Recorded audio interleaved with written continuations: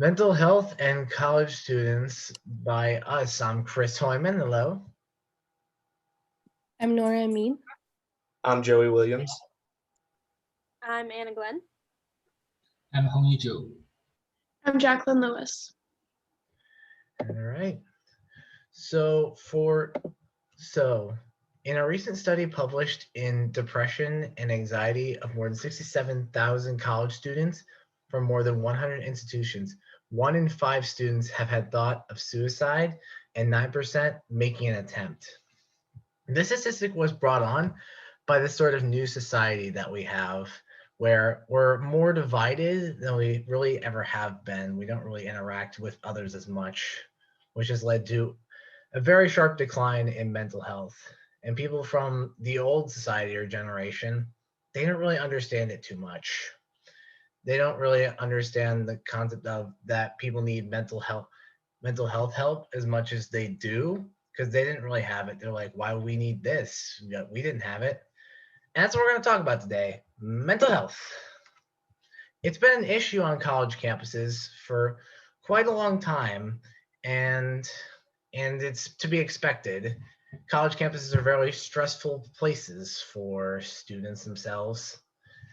They have like way more responsibilities than they did before. They have to turn in their homework. They don't have anyone egging them on. They have to do their own laundry and other things that they might not be used to comparatively. And many campuses have recognized this and taken measures. However, generally, it's just not enough, especially with COVID nowadays. It's very difficult for them to know like how much they need, and so they end up just not pouring enough resources into it. And Truman State is definitely one of those places. They actually poured less resources in because COVID kind of cut their profits a bit, so they ended up pouring less resources in it. However, they need more than ever to start pouring resources in there.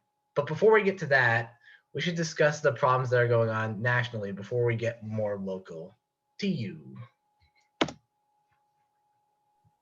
The problem nationally. The American Psychological Association stated that 95% of college counselors said that the number of students struggling with different mental health issues is a growing concern, with around 21% showing severe symptoms and 40% showing mild symptoms.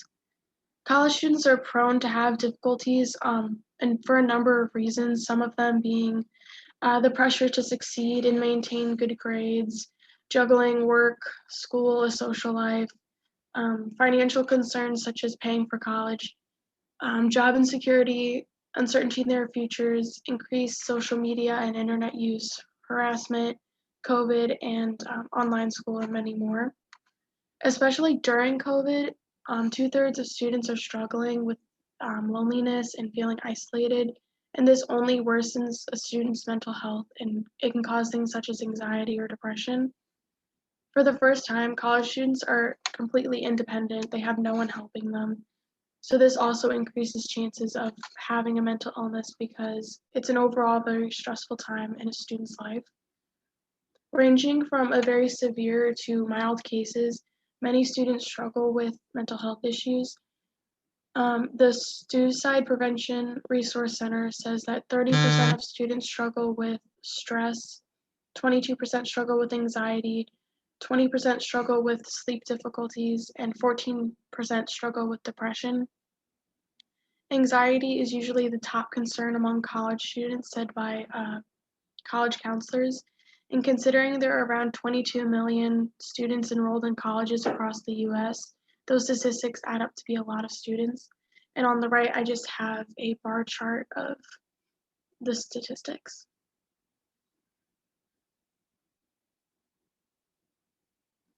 Suicide is also the third leading cause of death among 15 to 24-year-olds, with 9% report making an attempt on their lives, and 20% report some sort of self-injury. Most mental health disorders have their peak onset during young adulthood, which is the age range for a lot of students enrolled in college. And for a lot of college students, money is also an issue, so it's hard for them to pay for a therapist if their insurance doesn't cover it. So this is why college counselors are very important, because it could be the only form of counseling that the student is able to receive. Students struggling with their mental health perform worse academically. So if a student is struggling with their mental health, there's no way that they're going to be able to do their schoolwork to the best of their abilities or turn it in on time. 83% of students say that their mental health had negatively impacted their academic performance. A lot of students are also too scared or too ashamed to get help. More than half of students who need help never receive it. And this is because there's a huge stigma around mental illness. And although the stigma around mental illness has improved over the last couple of years, it's nowhere near gone. Sometimes it's assumed that if you have a mental health issue that you're crazy, you're doing it for attention, or you're just too scared to say anything because you don't want to be treated differently. And there's two main types of stigma. There's public stigma, which is when people around you have negative attitudes or make negative comments about mental illness or about getting help for your mental illness. And there's self-stigma, which is when you have those views yourself and you have internalized shame about it. And that usually gets a lot worse when you don't see an improvement in your mental health. But what people don't realize is that mental illness is not something that you can fix quickly. It takes a lot of time. And this stigma only prevents people from getting help, or it reduces the hope of getting help. And it also reduces the likelihood of sticking with treatment if you are able to get treatment for it. So this is not surprising at all, but Truman is not exempt from any of these statistics. In fact, there have been reported incidents of suicide in recent years from 2015 and 2019 through 2019. And you can find information about this at the Truman Media Network. But in fact, Truman services have been in flux. So there's been a lot of change recently, including the university counseling services to be outsourced to Complete Family Medicine. And this will come with consequences for Truman students, and we will discuss that. And then there's also the pandemic and mental health increases, which will also contribute to mental health at Truman, as well as contribute to wait times at the counseling services. So next slide, please. So I actually talked to a former counselor, and some of her concerns were actually shared with ABC, and that was mentioned in a meeting with Sue Thomas as a result. So as a result of outsourcing, there'll actually be less diversity as all hires are from Kirksville, and Kirksville is not a very diverse place. And according to Inside Higher Education, researchers have found that Black students on predominantly white campuses like Truman State University struggle with underrepresentation, social isolation, academic hurdles, and racial stereotyping from both their peers and their professors. So students of color are at risk in these kind of environments because they're going through unique struggles and it's hard to connect with other people. And so having diversity on campus, as well as particularly the counseling services, will allow students to connect more and feel heard as well. So in mentioning the demand/response from campus organizations, the Association of Black Collegiates actually filed a petition following the summer protests, and those demands were actually mirroring the demands from the organization in the 70s, which basically means that those same old concerns from the 70s, which is a totally different era, are still very relevant today regarding race and institutional equity. And on those demands, there was a mention of the requirement of at least one Black counselor and academic advisor on Truman campus. And you can find access to this on change.com. Just type in, We Are Tired Truman, and you'll see it. And they also demanded university counseling services to be expanded to better help Black students, and that USC employees should undergo anti-bias training, and that Truman State should seek to employ more Black staff at USC. And the petition actually acquired over 3,000 signatures, almost 4,000 actually. And yeah, so those are some of the consequences that would come from outsourcing. And then on top of that, we also have, longer wait times due to the pandemic. And these are some of the things that are really gonna affect Truman students. And so there kind of needs to be more actionable change, in particular addresses on specific demographics as well as it pertains to mental health crisis.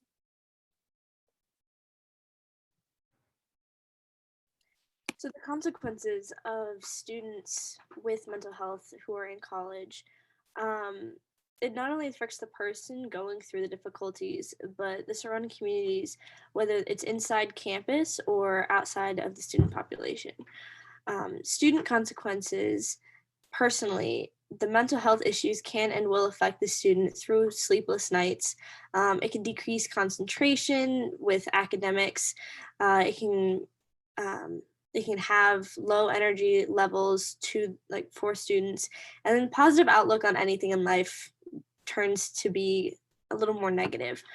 The wide range of students that have mental health disorders, the mental health disorders vary from small to severe, and honestly can just affect all aspects, not just academic life. It can affect all aspects of life for that student. Next slide, please. So depending on the severity of the mental illness, that student that has developed the mental disorder can have trouble with having any motivation to finish any schoolwork or attempting to do anything productive, which can damage GPA and even cause the student to drop out of school, not just have difficulties with grades and everything. The consequences that can affect others, not just that specific student, a student suffering from a mental illness in college not only can receive blows to their academic standing, but they also have trouble balancing their personal lives and relationships. This can create tears between family members, peers, friends, and even faculty members, not to mention any romantic relationships. Even the larger campus community can be affected by students suffering from mental illness, having to deal with the emotional impact of suicides and suicidal thoughts on the campus community and throughout the student population. On campus specifically, the school itself feels the heavy burden of low grades and poor academic performance, which can tarnish the reputation and academic standing of the school. The school must also prepare for the occurrences of mental illness and possible suicidal thoughts and actions when it comes to its students. So taking action to prevent them from harming themselves and others, and in the possible aftermath of such an occurrence, if it does present itself. Such an occurrence and circumstance could also trigger other students' mental illness or bring back unpleasant memories to those who have had history with mental illness in family members, friends, anybody close to them that has really impacted their lives. If the morale of the student population decreases and grades fall, things will get to a point where there is poor student retention that prompts loss in financial stability within the school itself. Next slide, please. And finally, the consequences also can snowball and affect the outward society, not just on campus. Any student who suffers from the mental illness may find that, like I said, everything can snowball from dropping grades to not being able to find a job and graduating and receiving the degree for that job that will help them contribute to the community or city methodically, and leaving more people unable to acquire stable jobs with what could have been a degree. Prior to this, my team member have introduced some psychological problems that often occur on campus and mentioned their importance and harm. Of course, the key to knowing its hazard and importance is far from enough is how to solve it. So I will introduce how to help students with mental illness on campus to solve their psychological problems. The next thing is about how to prevent countermeasures and solve the psychological problems of trauma students on campus. First of all, we need to investigate the number of students with mental illness in the school. It's best to count the entire school because it will make it easier for us to understand and the distribution of mental problems on the campus. We can use the form of a questionnaire and then send an email to all students because this can get the most data in the shortest time. Secondly, according to the results of the option, all students can be really classified as normal with mild psychological problem, moderate psychological problem, and severe psychological problem. Then according to those three categories, and in turn help those students to ease or even solve their psychological problem by categorizing students with different levels of psychological problem. We can really know the source of the mental illness. Most of student mental illness come from study and life, plus their own illness from the problem of mental illness from different source. We have also given different solutions at the same time. If some student can cope by excessive learning pressure, then we call professor to reduce their homework or to reduce the difficulty of the exam as much as possible. I think the latter method is more effective because homework is easy for a student to complete, even if the amount of it is difficult, because there is no time limit and it doesn't account of a large population of the total grade. On the other hand, the exam is different. If the exam is not done well, it will be related to whether the student can successfully complete the course. So reducing the difficulty of the test will more quickly reduce the psychological pressure of students. The next is that some students are caused by family conflicts.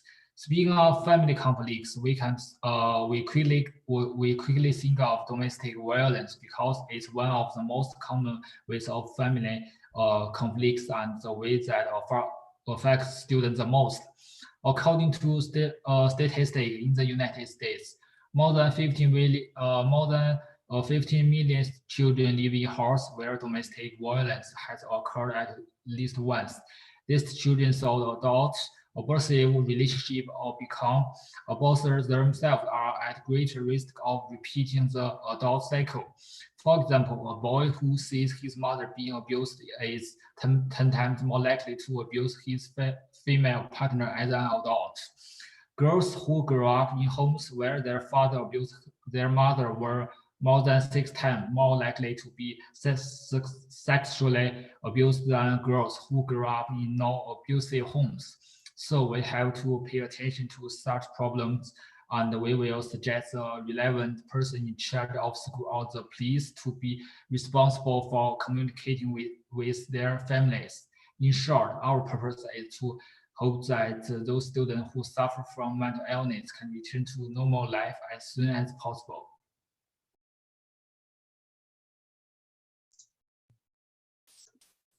So our plan for implementing our solution is done through multiple different steps. First of being, we're going to submit our plan for how Truman can better the mental health services to Truman, the counseling services, and the general public. This is so that people will hear about our solution and will lead to both more awareness and backing when it comes to implementing bigger changes. Some changes we plan on implementing to the counseling services to make regular diversity training for counselors. This will better prepare counselors for Truman's diverse campus and make them better equipped to deal with all issues since no one student is quite the same.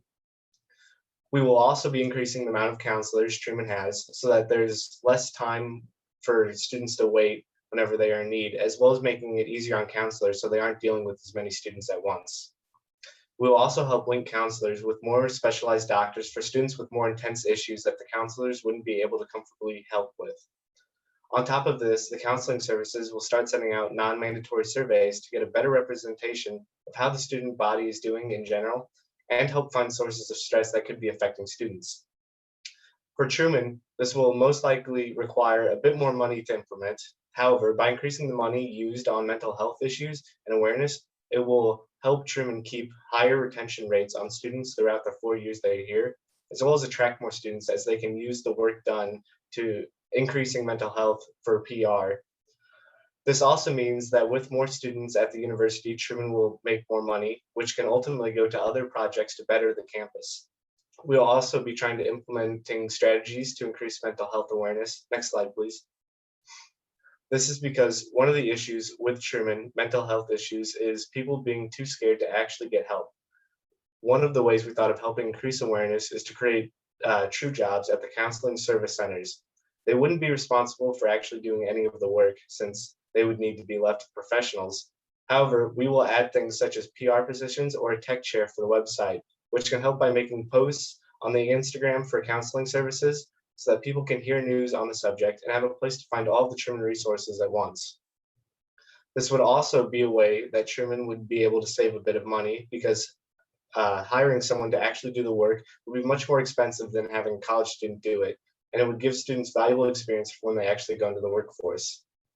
We would also implement a Truman Mental Health Service Club, which would help plan events and can help with other parts we've already explained, like the PR position. We'd also expand awareness by adding a mental health week, which would work a lot like Greek Week here at Truman. The idea would be to have events going on campus to raise awareness at Truman and to get people together to fundraising for organizations that help people suffering from mental health issues. This would also include doing events like speakers who can come and talk on the topic, but this kind of event would also be something that would be bigger and be done year round, most likely working together with other clubs on campus like SAB, which would also help bring more students into different organizations on campus. The main goal of all these events would be to create a healthier environment for students in need and to promote mental health awareness to make the process of recovery easier for students. All this together will help Truman take better care of its student body, which at the end of the day is the most important thing. So in conclusion, we can all make change happen. Mental health issues have been around for a very long time. However, it's a problem that helps nobody. Nobody benefits from negative health, not even a little bit. Because when students are having bad mental health, their performance is going to go down. And when their performance goes down, Truman's standing goes down, and less people want to, and more people drop out, and Truman loses more money. And it not only won't financially impact Truman negatively, it might even be a positive because of the cost of arriving students. It would ultimately end up balancing out the increased cost in mental health issues. And even just the power of the awareness of mental health issues, even before COVID, it was on the rise, which is a huge relief, because if we can implement this and go off that bit of awareness, then we can make a huge change happen. So no matter what you're doing, whether you're gonna apply for student government and try and increase funding for mental health, vote for that person, or even just send a letter to Sue Thomas. Whatever you do, just try and make a change, because that change is gonna benefit all of us. Here are our sources. Thank you very much.